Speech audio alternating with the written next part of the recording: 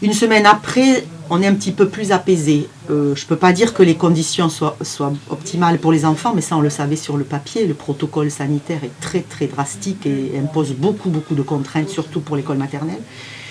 Après, au niveau organisation, espace classe, retour des collègues, ça c'est quand même plus confortable. La surprise, c'est le nombre d'enfants par classe, on n'y est absolument pas habitué, et c'est le calme.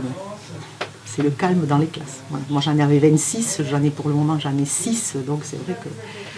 Voilà, donc une semaine après, mais on est déjà sur les semaines qui arrivent, parce qu'on sait que plusieurs enfants vont revenir, et ça va être encore une nouvelle organisation. Voilà, c'est pas du définitif là, voilà, et avec les contraintes que nous avons. Concrètement, déjà, les espaces classes, sachant que voilà, l'idée c'est que les enfants doivent avoir du matériel et un espace individuel, 4 mètres carrés sur le papier.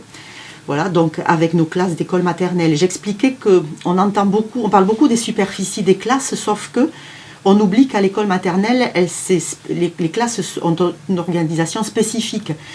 Parce que dans les classes maternelles, il y a beaucoup de coins, il y a beaucoup de meubles, il y a du mobilier, les enfants sont autonomes, ils ont des coins pour jouer, un coin bibliothèque, des coins peinture, des endroits pour ranger leur travail. Donc au niveau meubles, mobilier, installation, il y a beaucoup de matériel. Donc la superficie, elle est forcément réduite. Donc il a fallu préparer ces classes. Donc 4 mètres carrés, ça veut dire qu'en gros, on arrive à mettre 8 enfants au maximum dans nos classes avec la distanciation qui est demandée. Avec un matériel complètement individuel pour tout ce qui est feutre, crayon, voilà, feuilles, dessin. Et aussi pour des jeux, parce que des enfants à l'école maternelle, ils jouent. Si en plus on ne peut pas leur donner des jeux, sauf qu'ils ont l'habitude de jouer ensemble, et que là il faut jouer tout seul. Donc moi j'ai essayé d'organiser des jeux personnels à la semaine, qu'on met ensuite en quarantaine, parce qu'il y a des jeux, il y a des choses, tout ne peut pas être désinfecté, et puis on change de jeu la semaine suivante, mais bon, il faut qu'ils puissent aussi continuer à jouer, parce qu'à l'école maternelle on joue. Donc ça c'est pour les classes.